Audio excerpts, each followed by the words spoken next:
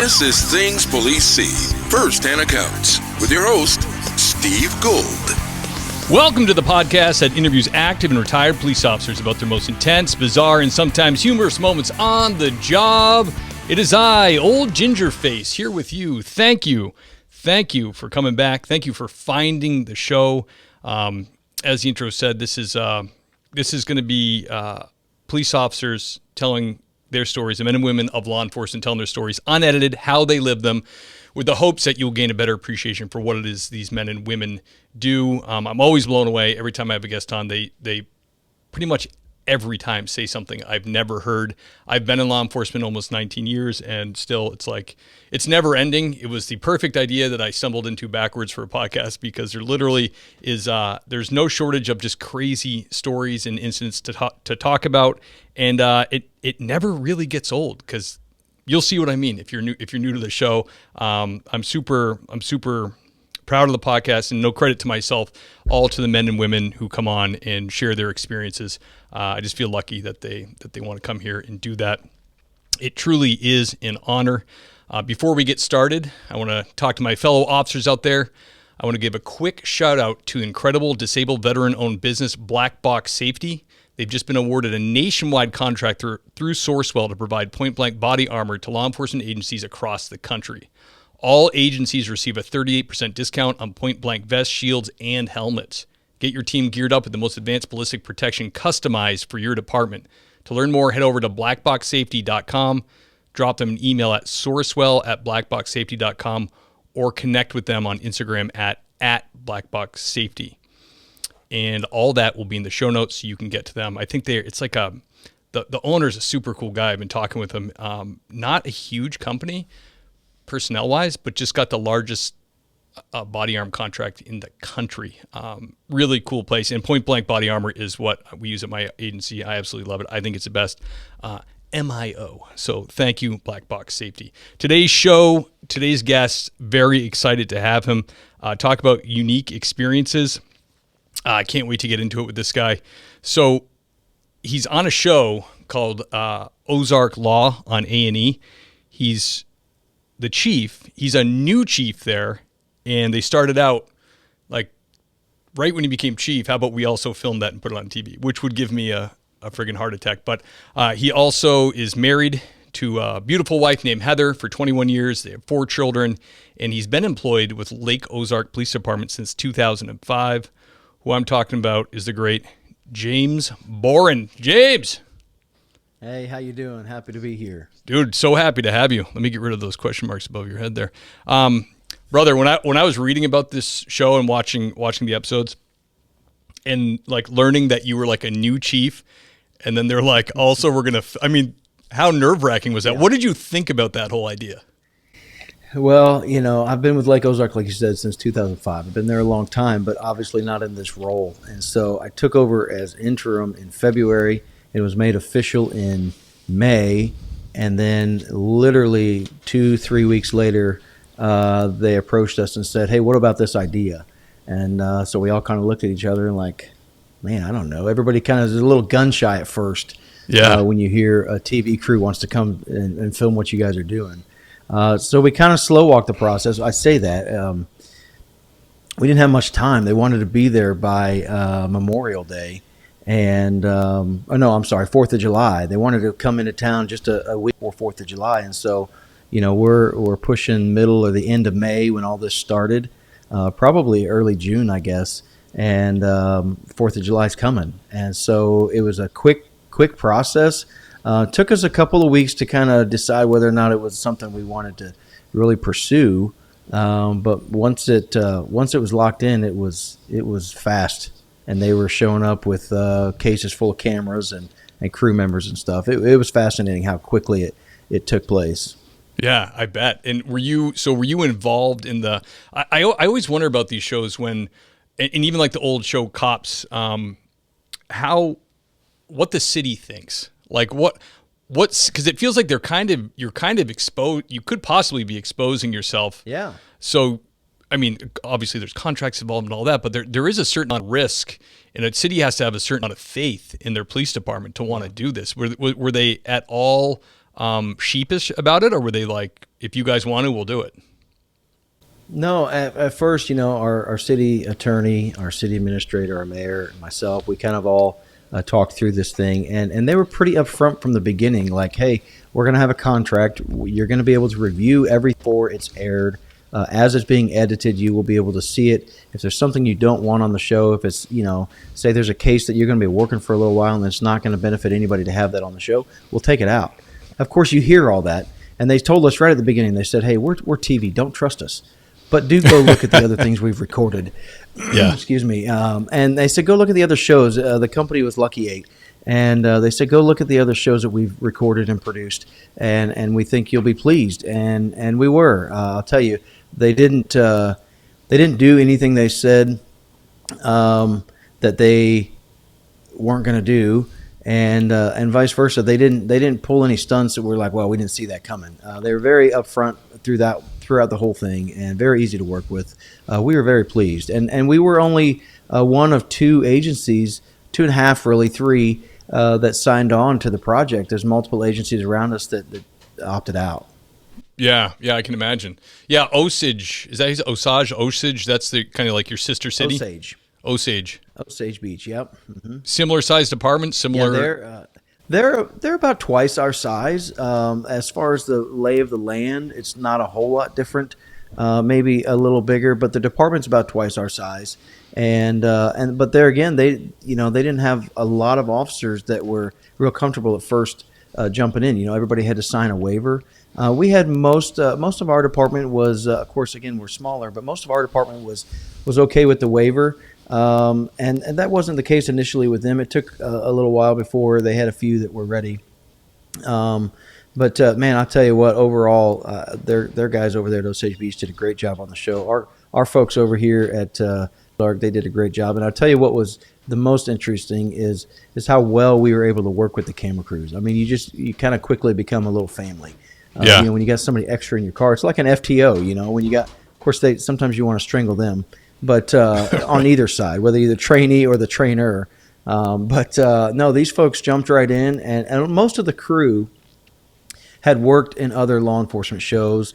I don't know about most, but several anyway. And so they were familiar with what they were getting into, and it wasn't any surprise for them when they were going to be following the cops around. They kind of knew, some of what that was going to entail. Yeah, I'm sure the camera crews think it's fun and cool, to be out there working with you guys. Absolutely. And I know what you're saying too about TV and tricksters and stuff like that's just what we think. That's a perception. Isn't true about everybody, of course. But I did a little clip show last year for just Investigation Discovery, and they sent me the contract. Just did one season of the show, and I said to my buddy who's in entertainment, and I was like, dude, this contract looks, I don't know, are they tricking me? Is it they're going to get me on and make me say stuff and make me look racist or something? And he's like, no, brother, this is a standard contract. Because it says stuff in there like, even if you're embarrassed or humiliated or your image is used in a derogatory, and it's like, oh my gosh, this sounds terrible. This could happen. All the red flags. Yeah. And he's like, brother, that's just legalese. They're just covering everything. Don't worry about it. And it turned out fine. And I got to work with a camera crew, and those guys were awesome.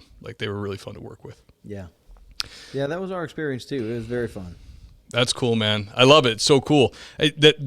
That community reminds me of I did my first 10 years in law enforcement on Cape Cod, which is very much a resort community. Okay. So that our population in one of the smaller towns in the Cape would be like 5,500. In the summer would be 40 or 5000, but with the same amount of cops. Absolutely. So it was a challenge. There was busy nights, but I would say not as busy as when I'm watching the show. It seems it's way more of a party scene. There's you know what I mean? The main street with all the bars lined up, and it just does. It seems, and that's, being a cop, they're 2/3 of the people you arrest are drunk. It's just alcohol is just fueling. Oh, yeah. It just fuels everything. Yep. And then you throw 15 bars in a few blocks into that mix. And, we get a lot of underage folks come down there. We're taking IDs from them all the time, fake IDs. Of course, you can go on TikTok and buy 2 or 3 fake IDs for $60. And so, we're just swiping them all the time. But unfortunately, they still haven't found all the tricks yet to know which ones are real and which ones not. And so, they're giving us a run for our money, but we took stacks of them. I mean, I'm talking hundreds throughout the summer.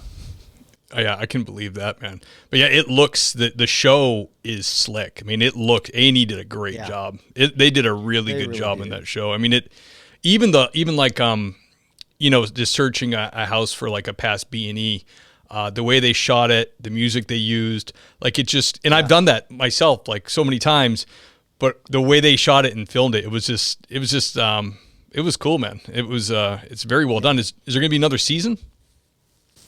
I don't know yet. They told us early on they would need to know how the first 2, 3, 4 episodes went in the ratings before they knew for sure whether or not they were going to be able to come back. It sounds like they hope to. I think that's still yet to be determined with A&E and Lucky 8 Productions. Yeah, man. I hope so. That's very cool. All right, Chief Boren. Let's get down to brass tacks here. So, I had a listener write to me and say, "Could you never use brass tacks again? You sound like an idiot." All right. I haven't used it in like 30 episodes. It came. That's a small thing to actually take the time to send an email about. Oh, dude, you wouldn't believe it. When you start getting lots of people listening, it goes from like a supportive, like mostly just supportive people to like when randos start coming in that are just kind of, they're even just listening just to criticize police. It gets bad. Yep. Just there to nitpick. Yeah, absolutely. But it's all right. I can take it. I can take it over the internet, That's right. So, James, let's go back to when you were a young officer. Can you tell me about the first hot call you went to, the first call that really got your blood going? To be honest, I don't know if I can remember the actual first, but one of the first.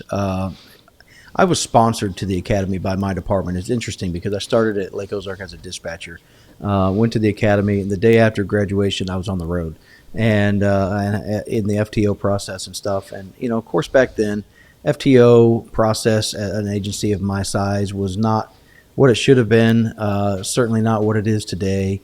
And so your FTO process is pretty short-lived sometimes.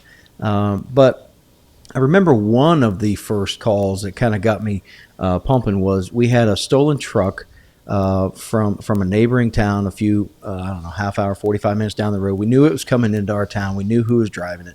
We knew that where they were going to end up. They were headed home. And we intercepted the vehicle on some outer road. It was gravel. And, man, I was ready. Me and a buddy of mine that went to the academy with me, I was able to talk our folks into hiring him too. And so, man, we were just living the dream. And we're chasing this thing. Our lieutenant was actually in pursuit, and we were trying to go catch up to him. And the truck, these two guys were in front of me, the lieutenant and my other officer, and they took this truck took a gravel road, took a left on a gravel road. There's dust everywhere, and they went off trucking down this road following him. Well, what they didn't realize was the dude spun out in the ditch after he hit the gravel, and he wasn't going down that road. He was still in the ditch. And so they went through the cloud of dust thinking he was on the other end, and he turns around and comes back towards me, headed the other way. Oh, boy. And so I get behind him right about the time he flips the truck, right in the middle of the road. Truck catches on fire, and they bail, and they run up this if you know anything about the Ozarks, it's hills. It's just hills. And so they run up this massive hill, these two young guys. They jump this fence like a gazelle, and they just run straight up this hill. And I'm thinking, no problem. Like, I'm young, I'm fit, and adrenaline, man, is going to carry me all the way up that hill. And I got about halfway up that hill. And, of course, you know how it goes. They want to get away more than we want to catch them. And I was about halfway up that hill, and I started seeing stars. And all I remember doing was thinking, I did not expect this to go this way. I assumed my adrenaline would take me all the way up this hill. I was going to tackle both of them at the same time kind of thing. And, man, that is not how it went. I had to hold on to the cedar tree. I was getting dizzy. I put one hand on my gun and one hand on the cedar tree. And I'm like, dude, they're going to jump out from anywhere because I'm toast. Yeah. I did not see this going like this. Needless to say, I did not catch either one of them. I was doing good just to catch my breath. And they got to the top of the ridge. They split directions. Within a few hours, in good law enforcement fashion, we got them apprehended. But, man, that was probably one of the very first times since graduating the academy that I really had a blood-pumping call. And I thought I was on top of the world until I realized I couldn't breathe and I couldn't see. Yeah. And so everything changed in that moment. I was like, well, that is not what I expected. Yeah, especially, I mean, I don't think people realize that non-law enforcement, you're almost like doing a ruck. You're carrying 30 pounds of gear on you, and you're running up a hill. And adrenaline it's just like nitrous oxide in a car. Like it burns hot, but when it starts, when you burn through what's in your blood, your big muscles start shaking, and you can really gas yourself. So it sounds like exactly what happened. Absolutely. I was just fortunate, that they were, like I said, wanting to get away fast. Yeah. And not wanting to put up a fight. Yeah, let's circle back and kick his ass. Like, that's right. They'd have had me. I put my hand on my gun. And I just knew it was going to happen because I faced the cedar patch. It was a wall of cedar trees. I'm like, they've got to be right inside waiting on me. I don't know. Yeah, well, at least you could tell the other guys, well, you lost them the first time. You kept going like a couple idiots, and then I found them at least. Either those guys still in the department, or they've retired by now? No. One of them, they're both in the St. Louis area now. St. Louis pays a lot better than Lake of the Ozarks. And, of course, you get shot at a lot more up there than we do. Yep. But they're both in that area. One of them is working for a pretty large agency up there. I think he just made sergeant not too long ago. And the other one, I think, is now probably retired. Yeah. Yeah, that is a problem, isn't it, nationally? I did notice in California when I was there for a few years, the smaller cities started paying more than the big cities because they wanted quality officers, like because there's such a strain. Yeah. And it did get to the point where, like, I was a background investigator for LAPD, and did get to the point where, like, you got a candidate that has multiple applications out, and you're offering him, like, at the time, it was like 2017, like $61,000 to come to LAPD, and then, like, this smaller agency up north or down south or like Beverly Hills starts at 98, and you're like, woo. Yeah. Well, and LA's thing was always like, come on, we're LAPD. You got, Adam 12, you want to come here, but I think they were living on the past. Like that wasn't the case anymore. Yeah. Tell you what, our biggest issue is here is we're finally starting to get the pay to a competitive rate. It's still not what most people are used to in these bigger areas, but the issue we're having the hardest problem with is the insurance, man. For an officer here to put their family on an insurance plan, they can't hardly afford it, and so we're trying to get creative and find ways, to make that work. But it's difficult, and then you run into that thing where you want to hire quality officers, but they need money and they need insurance and all the benefits that come with where these big agencies can, take us for a walk on. Yeah, absolutely. And do you guys have a lot of overtime, or like do you guys do road details or private details, stuff like that to make money? We don't have a lot of private details. What we do have is a ton of overtime. We have a lot of special events in our city. We have a big car show, 2 massive offshore boat races, and then we have, I'm sure you've heard of Bike Fest in this area. It's not quite as big as Sturgis by any means, but it's massive. I mean, we get like couple 100,000 or more bikers come to our small towns, and they just kind of descend, and they're there for a week. And of course, if you have an area like the Strip where you have 15 bars and 2 blocks, obviously they're all there. And so that's crazy. A lot of challenges with a department our size to staff an event like that. So we have to reach out to neighboring agencies. But yeah, there's plenty of overtime. I mean, our guys could work honestly about as much overtime as they want, especially in the summer months. Yeah, dude, that's kind of nuts. That many people. I mean, how many man is the department? 15, 20 guys? Our department is currently at 11. We have 2 spots that we just opened up. We need to get approved for 2 more spots and then an SRO. So eventually we'll be back to 14, and that'll be full staff for a little while. We're going to try pretty hard to get that number up a little higher. Our city's growing. There's a lot in the area that's happening, and so every city around us is starting to grow. And so as we grow, we're going to try to stay ahead of that growth. But, we got to work with the city and things like that. And again, Osage Beach next door, they're about twice our size, but they don't have all of the same big events that we have. All these massive events I just talked about are only in our city. Of course, Bike Fest, it stretches the whole lake area. So everybody gets a little piece of that. But the majority of the challenges come from the Strip. That's crazy, man. So that is. Do you guys have a lot of auxiliary, a lot of reserves? Currently, we don't. We have in the past. I say a lot. Again, for a department our size, if we have 5 part-timers or reserves, we're doing pretty good. But this year, that's one thing we're going to try really hard is to get some of the folks from the neighboring agencies to maybe come help us on some of these events, and we'll pay them. It's one thing we haven't tried real hard in the past to do, except for Bike Fest.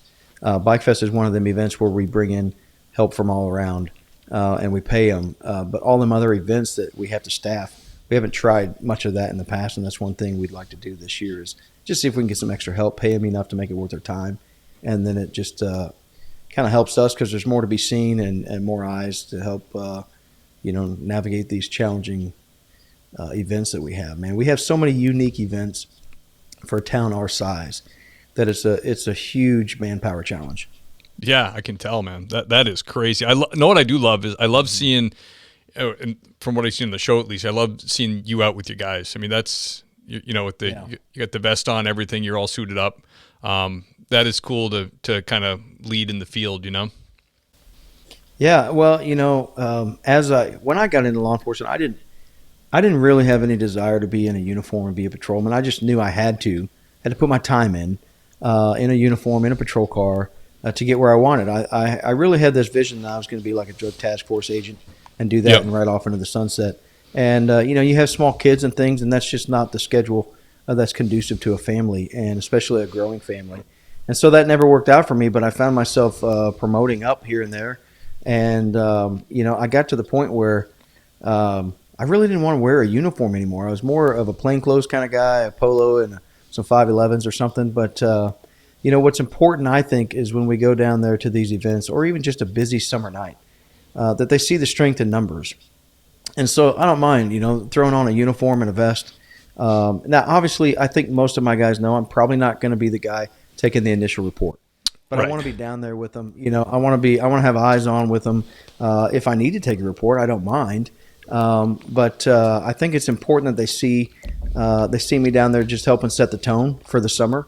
This time of year, I'm not needed on the strip on the weekends as much because it's quieter right now. And we got a couple guys on each shift that they handle it pretty well. And, of course, if there's something happening that we all need to come out and help, we will. But the need is in the summertime. And what we were running into is we'd have thousands down there on the strip, and then we would only have like 2 officers to handle it. And there's no way that's going to work. And so I talked to the other supervisor and said, listen, guys, we just got to go down there and give them some support. We're just going to have to get, suit up in a uniform, strengthen numbers, and just help them out. Yeah. Yeah, absolutely. That's great. James, can you describe a strange or bizarre thing you've dealt with in your career?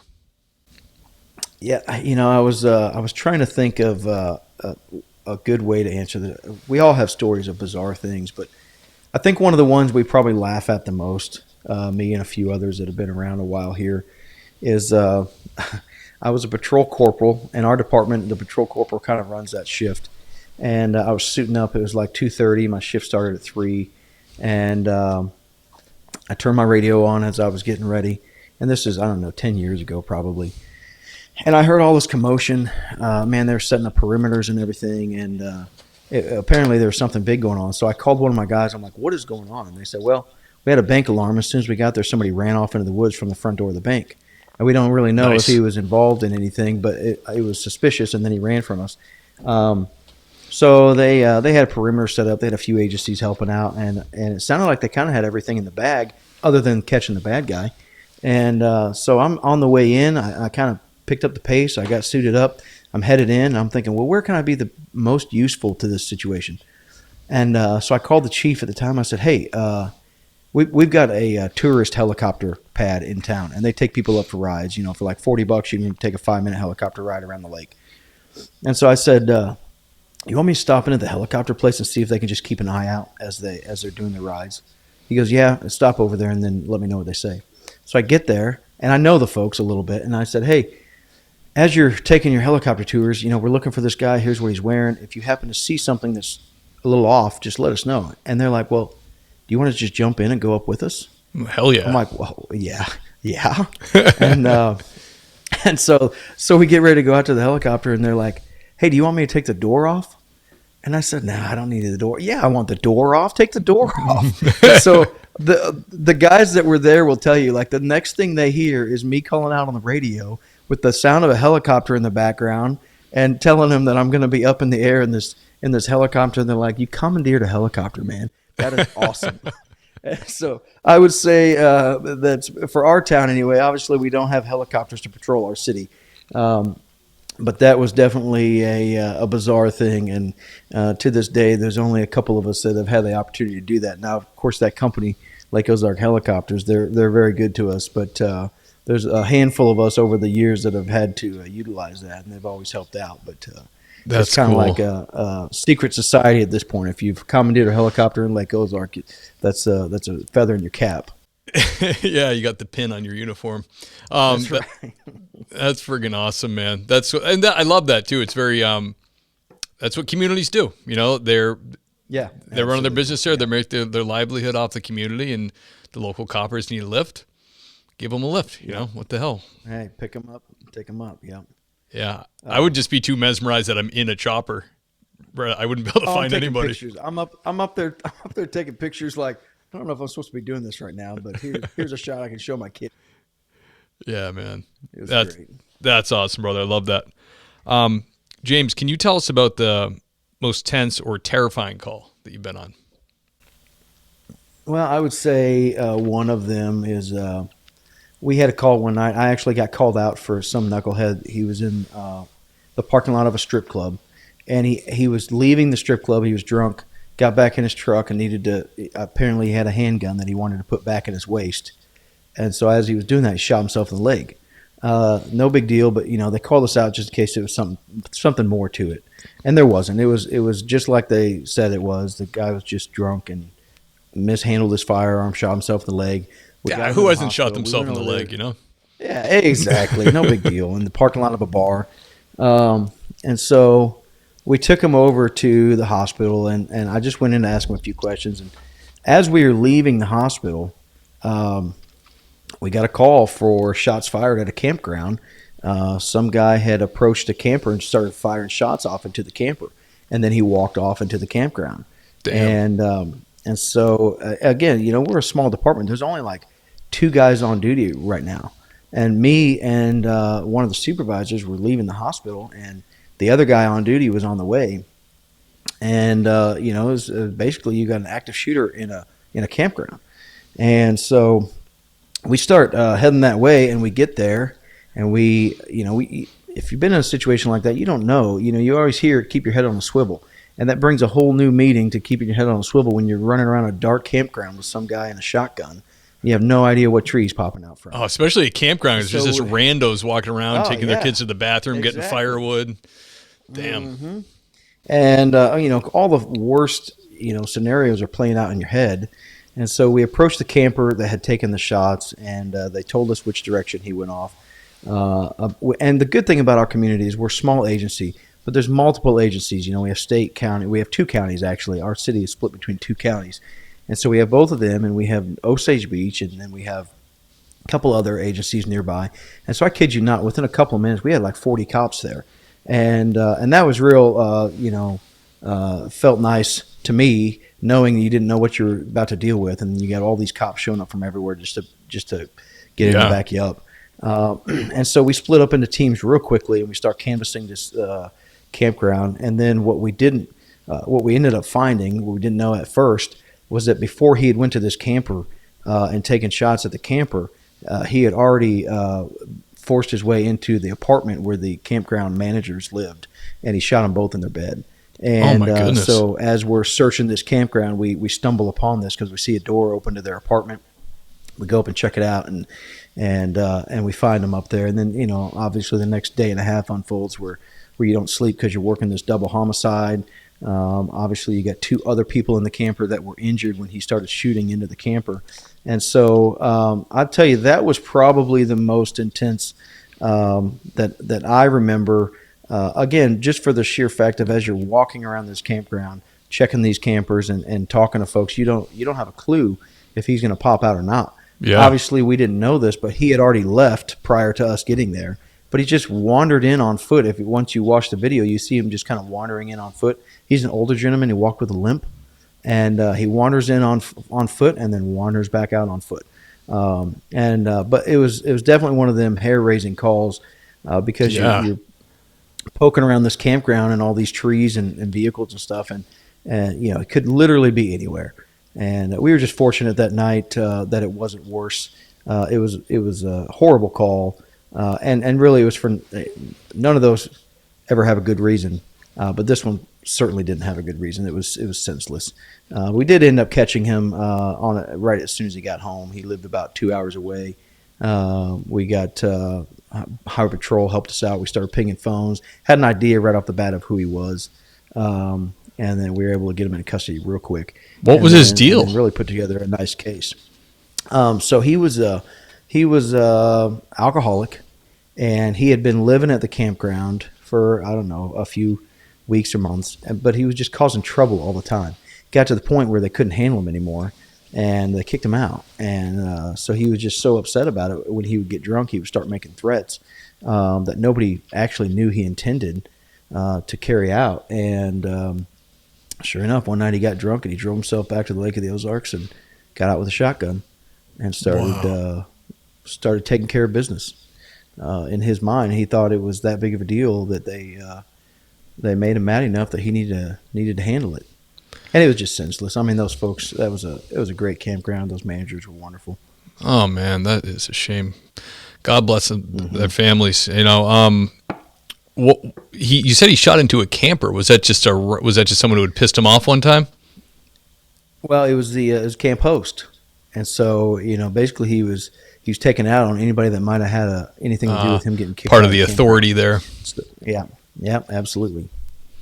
Yeah, damn, man. So a department your size and as busy as you are, and I'm guessing you don't get a lot of murders or murders like that.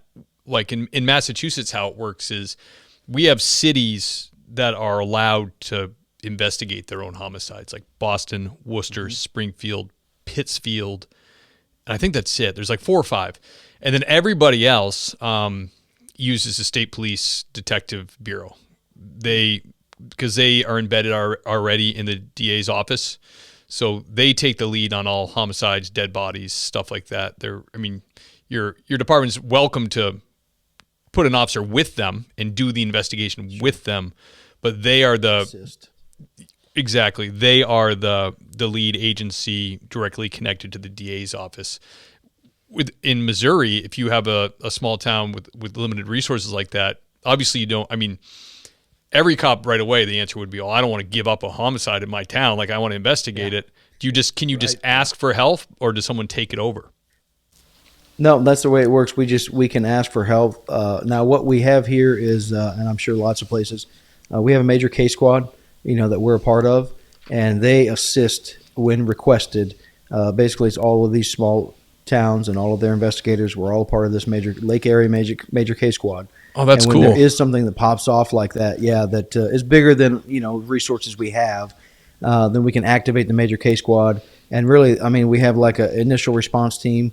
So as soon as that thing's activated, like that night, as we were figuring out what we were dealing with, we went ahead and activated it. And immediately you have like 4 or 5 investigators, which are part of the initial response team. That's great. The next morning, you're gonna have 10 to 15 more, depending on what the needs are of the investigation. But in that case, that's what we did. Now it was funny because, like you said, in a town our size, we don't have a lot of homicides. In my 21, I guess in a couple months I'll be here 20 years, including my time in dispatch. In my 20 years here, we've only had 2 homicide cases, and both of them, one's the one I was describing, the double. And the other one was a month and a half before that at another campground that we have in town. We have 2 campgrounds. We haven't had a homicide in over 20 years. That's and we crazy. have 2 within a month and a half, both at campgrounds. You must have thought like the wheels are falling off. Here we go. We're gonna have homicides now all the time. And let me tell you another weird part. So we get to the first homicide at the other campground, and there are these folks. When we got the guy in custody at the campground, these people came out of their camper the next morning and found out what had gone on the night before. Obviously freaked them out, so they moved to the other campground.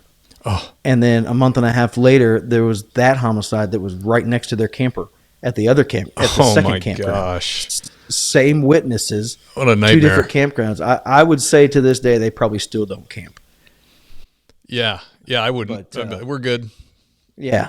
Yeah, exactly. But no, here in Missouri, we can investigate our own, and we have. But oftentimes, it just taps our resources to such an extent that you're silly not to bring in help from folks that have available resources. If nothing else, just to help on the case. Like that double homicide I was talking about. There was a gentleman who was retired, but he worked as a reserve for the sheriff's office next door. And he was a retired homicide investigator and a criminal profiler. And so he sat in on most of the back half of the investigation, just kind of helping walking me through it. That's and great. At the time, I'd worked several homicides with the case squad, but none of them that fell back on me as an investigator at my department. Right. With the major case squad, you do your work and then you wash your hands and you leave it with the agency at some point. Well, when you're the agency, I mean, you got to make sure this thing's done right. And this was a big case. We were looking at the death penalty on this guy. And so I was fortunate to have a few people around that could kind of come along beside me and help out a little bit and teach me a lot along the way. Yeah, absolutely. I love the idea of that regional case squad because, I mean, that way if you're covering so much area, you're going to move around and you're going to get the experience you need to investigate homicides. And if you have one in your town, then you're going to have guys on this team that have done them before and can kind of guide you along. I mean, that's a really good idea. Well, and obviously nobody wants to work a lot of homicides. I mean, you don't want that for your community. But having the opportunity to work several homicides as an up-and-coming investigator, or even just in an agency our size, you work for a big agency and you might be assigned to a homicide unit. We don't have that around here. We don't have enough homicides for that, luckily. But if you're part of the major case squad, then you do get the opportunity to work a lot of those cases and really kind of sharpen those skills, learn techniques and things that you otherwise wouldn't have the opportunity to do. I tell people a lot of time when you're in an agency our size, you really kind of have to be a jack of all trades because one day it might be something simple like a stolen bicycle, something that nobody really thinks a lot about, but then the next day it might be a homicide. And so you kind of have to know. You have to know how to, got to know traffic law. You got to know DWIs. You got to know simple investigations, and you might get thrown into a complex investigation. Yeah, absolutely. That's true. That actually helped me out when I interviewed with the personnel department to be a background investigator for LAPD candidates. They liked the fact that I was from a town that only had 2 detectives, and that we would keep our own cases if the detectives were cool with it. They liked that I brought people in for interviews solo and did recorded interrogations, and because they would get guys from big cities that weren't detectives necessarily, and never really got to do so much of that stuff. So I thought it was going to be a huge detraction on my application, and they ended up liking that, which kind of blew my mind. But when you're in a smaller town, you wear all the hats. Absolutely, and we've had folks that leave our department. Like I said, we've got some that went back to St. Louis. The thing about St. Louis is we might attract them here because they like Lake of the Ozarks. But if they're young, after a few years, they probably have family back home in Kansas City or St. Louis. After a while, they end up going back where they're from. But then they've got 2 or 3 or 4 years experience, and they're picked up right off the bat. And so we've had a few guys that went back to some of these agencies in and around St. Louis. And they're like, where'd you learn how to work domestic violence cases like that? It's like, man, we literally work it all here, with the help of experienced officers and supervisors. But there's no DV unit, exposure. Yeah, you're it. And like I said, you sharpen those skills and you learn how to work those things. And I really do think it positions officers to go to some of these bigger agencies a little better because they've got skills that somebody might have been on their agency for 6 or 8 years and has never really dabbled in that stuff much. That just wasn't their assignment, and so it's an interesting take. And it seems like a department our size is oftentimes like a training ground or a launching pad. For stepping stone. Yeah, I hate that. For guys, stepping stone agency. And I do hate it, but at the same time, I am happy to know that when somebody leaves our agency and goes to a bigger agency, that we prepared them well. And they shine wherever they're going. So it's kind of it's nice to know that. I hate to lose them, but it's nice to know that wherever they're going, it looks like we trained them up right. Yeah, absolutely. I mean, the area, man, in your department is awesome. The area looks beautiful. Maybe I'll throw an application in and come work for you. I can run the podcast out of there. That's right. Hey, come on. You're going to love it, man. Summertime down here is a blast. And then the wintertime, you get to take a breather a little bit. The low end or the slow time is getting shorter and shorter every year. You know, it used to be like Labor Day, from Memorial Day to Labor Day, it was all hands on deck and it was crazy town. Well, nowadays, it starts before Memorial Day, several weeks, and now we're going to the end of September with big events. This last year was the first year, but we had a Jeep invasion. And I don't know if you're tracking on these Jeep invasions, but they're popping up all over the country. And they're bringing thousands of people. I mean, I think some of these Jeep invasions attract like 30,000 people, or anywhere from 8 to 25, 30,000 people in their Jeeps. They just take over an area. Everybody's waving at each other when they drive by. Yeah, they're throwing ducks out the doors at each other and stuff, and it's amazing to see how many people come with these events. And again, it might be a Jeep invasion, it might be Bike Fest, or it might be a offshore power boat race. But you just get all kinds of things here. That's cool, man. That's awesome, brother. I bought a Jeep Wrangler in like 2002, right out of college, and I'm driving it around, and all these people are waving at me, and I'm like, why are these people waving? Yeah, and my sister was like, "Hey, dummy, that's it, because you have a Jeep. Everybody wants. If they have a Jeep, she's like, do they have Jeeps? I'm like, yeah. She's like, you're part of that little cult now. I'm like, what? It's so weird. It's funny. My wife has one, and she's got a nice one. You know, it's got like a lift. It's done right. It's got a lift kit. Of course, I didn't do the work. Rubicon. Because, it's set up like a Rubicon. Yeah, nice. And every time I drive it, she's like, "You're not going to drive my Jeep if you're not going to wave at these people." That's what we do. And I'm like, oh, my bad. That's what we do in this tribe, James.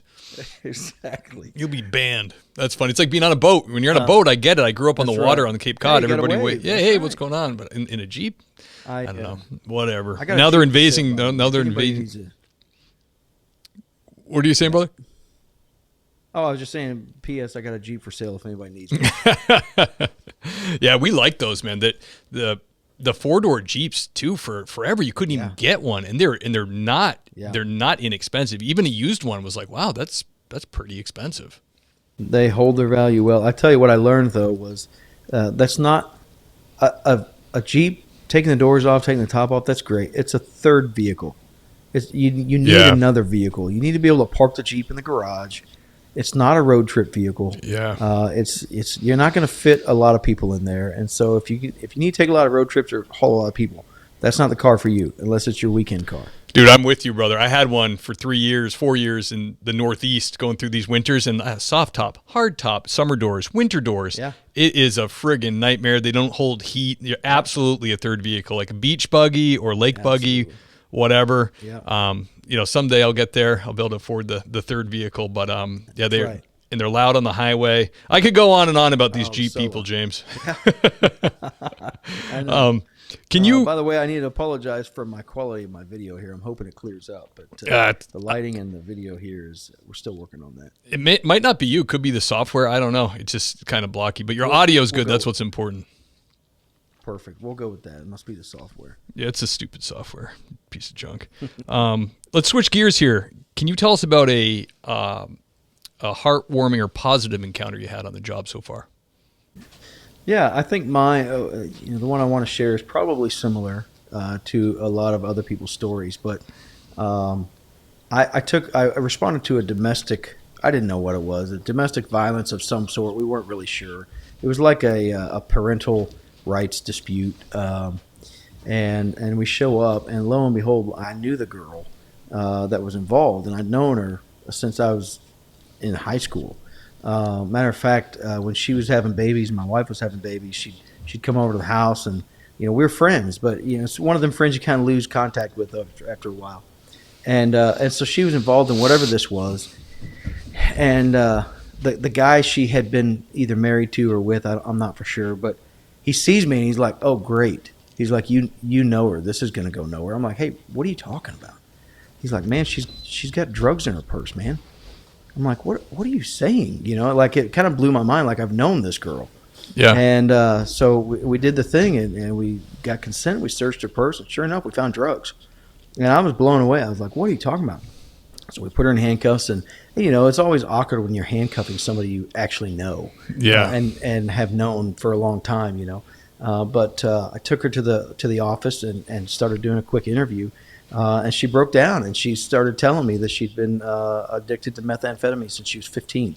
Now, mind you, I knew her when she was 15, and so she'd had this addiction. She was introduced by a boyfriend, and this went on. I mean, at this point, she was at least in her mid-20s, early 20s, and she'd been on this ride for a long time. I would say she'd maybe late 20s at this point, actually. And you would never known. She wasn't your normal addict, She didn't look like a meth addict. She didn't act like one. But she told me said I would hide it in my bathroom in between the towels. And she's like, this isn't something I wanted, but here I am. Oh, and so we went through the process. She was charged and went through all the stuff. And I sat with her that night and I told her, I'm like, this is you've got kids, you've got daughters that depend on you. This is just a part of the story, and it's up to you how this is going to end. And I said, your kids need you. They really need you to do this and do this right. It's going to be the fight of your life. And a couple years later, again, you lose contact with some of these people, but a couple years later, she came up to me, gave me a hug, and just told me how thankful she was that night it happened like it happened. She got clean, and since then she had been working with some folks doing some counseling for other addicts, and she was able to help other people through the situation that she had been through herself, And now, I mean, it's one of them stories that you really hope for, but you typically don't expect it's going to turn out like that. And now she's got a family. Her daughters have grown up, and she's got a beautiful family, and she's done it. She's made it, and she's come out on the other side. And so you hear of these stories, but you always kind of like tilt your head like, I don't know, man. Can somebody really change if they're on that train? Can they really? Do they want to really make the changes? Right. And then occasionally you hear of the ones that actually do it and have made it through, and they're living life. And so pretty heartwarming to know when that stuff actually pans out.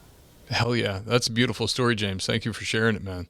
That's great. And yeah, just so people know, in law enforcement, that you'll just run into the same people over and over again, and their life will progressively be getting worse. And you have to wonder, how low is their rock bottom? Or will they make it to rock bottom to bounce back? Or is this just going to be now you're at their unattended death or what their OD or whatever.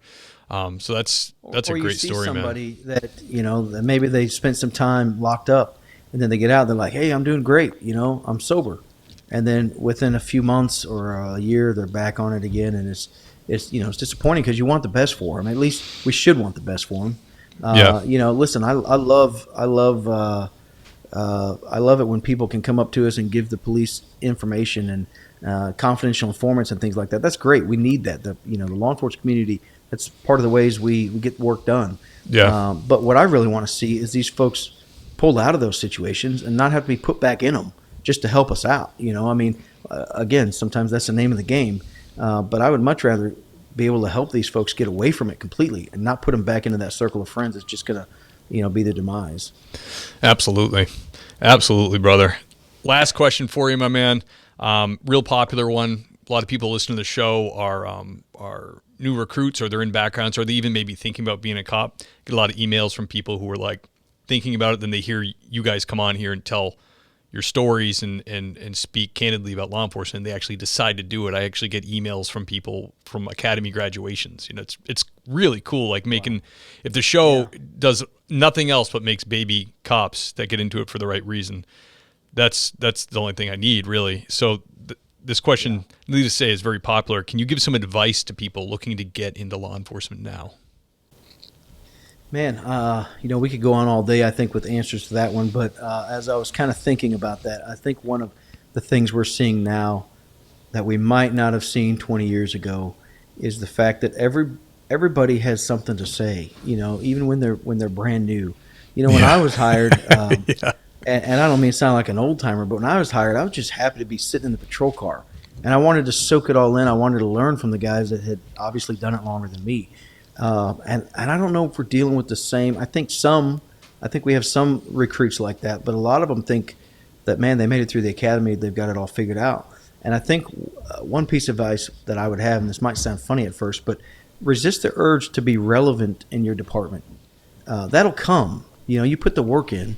Let your work speak for itself. You build, habits, and you learn and you gain wisdom from the guys that have been doing it longer than you. And frankly, without being rude, just keep your mouth shut for a little bit and learn and watch. Right. And you don't have to come out of the academy being the best cop on the force. You just need to put your time in learning and sharpening those skills and developing the good habits that'll keep you in the career for a long time and keep you safe and learn how to talk to people. And so resist the urge to be relevant in the department, because, again, that will come with time. And as you do good work and as your supervisors notice the effort you're putting in and not trying to skate by and are there for the long haul with the department, your work's going to speak for itself, and you will become relevant. You'll become one of those guys that, you'll become an asset to the department. Out of the academy, unfortunately, you're not yet. You got to put your time in before you're considered an asset.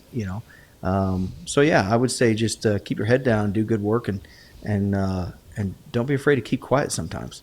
Yeah, that's great advice, because I hear that's the biggest complaint I hear from everybody in our age group generation that are dealing with new people coming in is the some of it's good, like some of the asking questions is fine.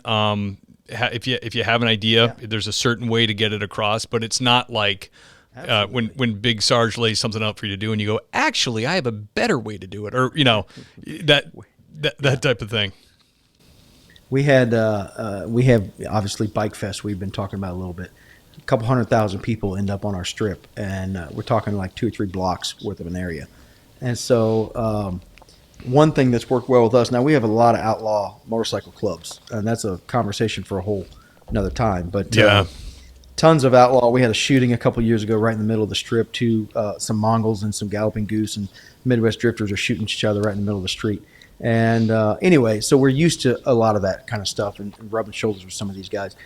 And so one thing we've learned with Bike Fest is you got to be in the crowd. You got to be amongst them. You got to let them know, like, this is our area. This is our street. We're going to do things our way, and not necessarily in an overbearing way. But hey, you're going to see just us. Be present. This is our backyard.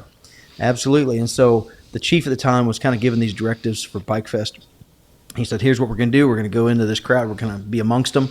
He got done talking, and one guy pipes up. He goes, "Chief, I don't know that I agree with your approach to that," in front of the whole department. Oh boy! And I'm like, man, yeah, just be quiet. Just we've got a system that works here, and we do this for a reason, not because we like. Yeah, I don't think that's a good idea. I'm like, yeah, it's interesting, but we see a lot of that these days. It used to be you just happy to have a job. Yeah, 100%, brother. I want to switch gears again and talk about Ozark Law. They can see it on A&E, obviously. Is it streaming anywhere else? Is there any other contracts with it to go to other platforms? Or I don't know that it's streaming anywhere other than A&E right now. There's a few other places you can get it. I know, like Philo, you can pick up the A&E channel. Right. I know with YouTube TV and Amazon Prime, you can already, Apple TV, you can download or you can purchase the whole season, but you can't watch it until it comes out each week. But right now it's on A&E on Wednesday nights at 9 or 8, depending on what time zone you're in. But yeah, so far we've been having a good time with it. 9/8 Central, brother. Yeah, it's an awesome show, man. I'm super happy. I'm psyched for you that you did it. I think it was.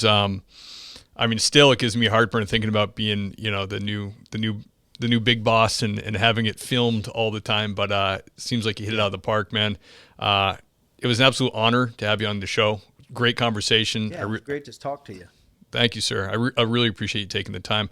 Can you, and by the way, the link to the show and all that, you don't have to remember it. It will be in the show notes, so people can they can be listening to us and go right to the link. So that will be easy.